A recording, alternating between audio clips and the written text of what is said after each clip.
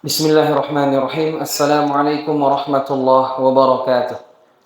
Alhamdulillahi rabbil alamin wa bihi nasta'in ala umurid dunya waddin.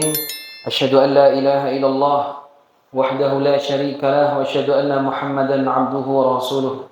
La nabiyya wa rasulullah ba'da amma ba'd. Jamaah salat zuhur yang dimuliakan Allah Subhanahu wa taala. Kembali bersyukur kepada Allah atas segala limpah nikmat yang Allah berikan kepada kita.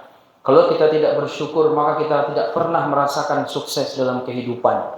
Meskipun sudah banyak yang kita gapai, tidak pernah sukses. Tidak pernah merasa hidup ini bahagia. Tapi dengan syukur, kalimat tipis, simple, syukur. Tapi disitulah orang akan merasakan kesuksesan dalam hidup yang luar biasa. Dia merasa bahwa kehidupannya penuh dengan kebahagiaan dibanding dengan orang yang mungkin secara dunia lebih banyak daripada dirinya. Makanya bersyukur itu diyakini dalam hati bahwa apa yang kita miliki ini Allah, bukan karena hasil keringat kita. Di lisan selalu mengucapkan Alhamdulillah, Alhamdulillah, berzikir selalu lisan ini kepada Allah. Kemudian yang ketiga, beramal soleh. Kalau belum beramal soleh, nikmat dikasih tapi amal soleh tidak mau, dicukupkan yang wajib saja jadi, ditambah yang sunnah lebih baik. Tapi kalau yang wajib aja udah tinggal-tinggal, maka bisa dipastikan Anda tidak akan pernah bahagia hidup di dunia. Maka banyak orang sudah tua, dia pun ke masjid, dia merasakan kebahagiaan. Lalu timbul perkataan, keluarlah kalimat dia, kenapa enggak dari dulu saya begini? Itulah dari dulu pun sudah disampaikan, cuma enggak percaya. Jamaah yang dimuliakan Allah Subhanahu wa taala. Selawat dan salam semoga tercurah kepada Nabi Muhammad sallallahu alaihi wasallam. Pada pertemuan ini kita lanjutkan kajian fikih kita. Kalau yang kemarin kita membahas kiat-kiat tata cara bagaimana berkhusyuk, itu 9 hal sudah kita tuntaskan. Meskipun mungkin jamaah banyak yang lupa. Nanti lihat aja YouTube. Ada YouTube channel Al-Hidayah channel.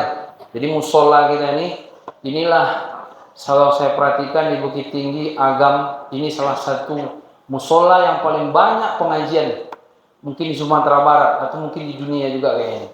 Subuh pengajian, zuhur pengajian, maghrib pengajian. Cuman jamaah yang banyak zuhur.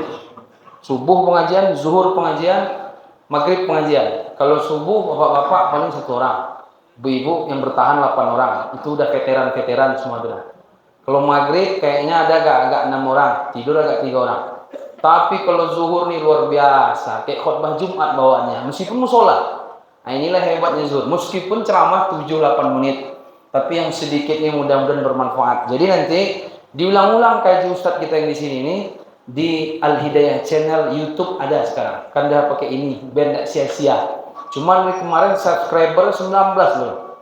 Orang artis-artis tidak jelas buka aurat aja 1 juta. Ini 19, tapi tidak masalah. Yang penting niat.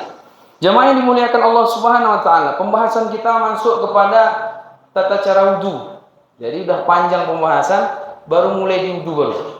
Jadi dalam satu hadis Nabi bersabda, la yaqbalullahu sholata bighairi tuhurin. Allah tidak akan menerima, atau la yuqbalus sholatu, tidak diterima salat kalau tidak bersuci. Jadi bersuci di sini maksudnya yaitu berwudu, atau nanti mandi besar, atau menghilangkan hadas besar dengan mandi wajib, atau kalau hadas kecil dengan berwudu. Fokus kita berwudu. Kalau tidak wudu, sholat tidak sah. Makanya Nabi mengatakan demikian. Maka kaum muslimin yang dimuliakan Allah, apa saja, bagaimana tata cara berwudu? Yang pertama, ada beberapa. Yang pertama, niat. Niatnya apa? Niat itu kalau secara bahasa atau bahasa anak kuliahan, etimologi namanya. Itu adalah al-qasdu wal iradah, keinginan. Tapi secara istilah yaitu qasdu syai' muqtarinan bi fi'lih. Meniatkan untuk melakukan sesuatu tapi sekaligus dibarengi dengan pekerjaan. Tapi kalau cuma niat aja, tidak dibarengi dengan pekerjaan, niat udah sholat. Enggak, kenapa? Udah niat, cuman belum sholat. Itu belum sholat namanya. Yang namanya niat itu dimantapkan di hati, dilahirkan dengan amalan. Itu niat namanya. Kalau cuman baru di hati aja, itu azam namanya, tekad namanya baru. Sebatas tekad. Tapi kalau dia sampai kepada praktek, itu yang niat yang sesungguhnya itu. Maka jamaah yang dimuliakan Allah, dalam wudu oleh para ulama ada 3 pendapat paling tidak. Yang pertama mengatakan bahwa niat adalah syarat wudu. Kalau tidak ada niat, tidak sah wudunya. Ini pendapat jumhur ulama dan ini yang kita ambil. Meskipun ada 3 pendapat di situ saya baca, ada yang mengatakan hanya sebatas sunnah mazhab Hanafi, ada yang sebatas mengatakan cuman boleh saja. Tapi yang lebih kuat pendapatnya dia menjadi syarat. Kalau tidak ada niat maka tidak sah wudunya di situ. Makanya Nabi SAW bersabda, innamal a'malu binniyat. Ini yang hafal orang semua hadis ini. Innamal a'malu binniyat wa innamal likulli imri'in ma nawa. Amalan seseorang itu tergantung kepada niatnya. Dan Ibnu Rajab Al-Hambali, seorang ulama, dalam kitab Jami'ul Ulum wal Hikam kita baca, beliau mengatakan niat ini fungsinya paling tidak 2. Pertama, niat ini fungsi yang pertama adalah membedakan satu ibadah dengan ibadah yang lain. Kita misalnya sholat subuh, kan 2 rakaat juga. Sholat fajar, qobliyah subuh, 2 rakaat juga. Ini perlu dipasang niat. 2 rakaatnya takbirnya sama, baca al-fatihahnya sama, rukuknya sama, iktidalnya sama, sujudnya sama, duduknya sama, tegaknya sama. Sama-sama 2 rakaat, sama-sama salam juga. Maka perlu niat untuk membedakan. Termasuk misalnya kita sholat zuhur, ya, kita mau jamak, baik itu jamak takdim atau jamak takhir, tanpa qasar misalnya karena ada keperluan, bukan safar. Empat mesti pasang niat nih, karena ada yang membedakan, ya kan? Yaitu niat masing-masing. Jadi poin pertama, fungsi niat membedakan satu ibadah dengan ibadah yang lain dan membedakan ibadah dengan adah. Membedakan ibadah dengan adat. Adat artinya kebiasaan. Bapak Ibu yang dimuliakan Allah, kita biasa mandi. Mandi pagi, mandi sore, mandi, ada juga mandi junub. Mandi junub itu kan ada tata caranya. Tapi kan minimal kan niat, kemudian basahin badan, itu minimal itu. Makanya bapak-bapak, ibu-ibu ini perlu kita belajar bagaimana tata cara mandi janabah, mandi wajib ini. Meskipun minimal ya niat, guyur badan semua selesai sebenarnya. Cuman kan yang lebih bagus ada tata caranya, yang mana dulu, yang ini dulu, segala macam, rambut ya apa segala macam.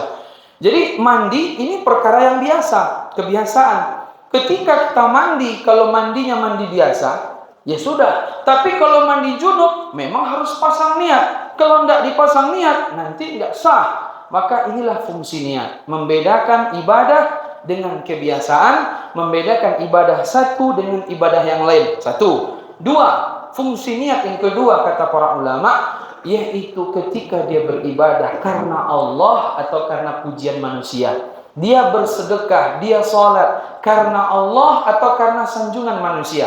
Inilah nanti bab ikhlas namanya. Maka kaum muslimin yang dimuliakan Allah Subhanahu wa ta'ala, begitu berat ikhlas ini. Bahkan ada seorang ulama mengatakan, ta'allamun niyah fa innaha ablagh minal amal. Belajarlah niat, karena niat itu lebih dulu sampai kepada Allah daripada amalan Bapak Ibu sekalian. Makanya Abdullah bin Mubarak juga mengatakan, rubba amalin saghirin tu'azzimun niyah wa rubba amalin kabirin tusaghirun niyah. Berapa banyak amalnya kecil, besar pahala karena niat.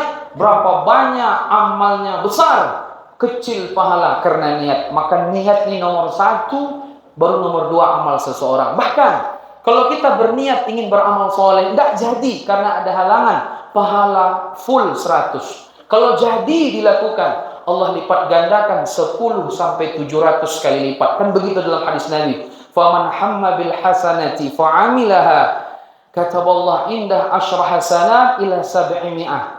Wa man hamma bil hasanati falam ya'malha kata Allah indah hasanah kamilah atau hasanah wahidah. Siapa yang dia berniat ingin berbuat baik lalu dilakukannya, maka Allah kasih dia pahala 10 sampai 700 kali lipat. Bapak Ibu niat berinfak 1000, jadi dia berinfak 1000, itu di hadapan Allah antara 10.000 sampai 700.000. Tapi kalau dia ingin berinfak 1000, tidak jadi, udah niat tapi tidak jadi karena uangnya hilang atau terpakai segala macam karena ada keperluan mendesak, pahala dapat 1, pahala 1000-nya sudah dapat. Maka kaum muslimin, banyak-banyak kita berniat untuk baik. Kalaupun tidak jadi, Allah akan berikan pahala kepada kita sempurna. Jadi jamaah yang dimuliakan Allah Subhanahu wa taala, ini niat ini penting sekali.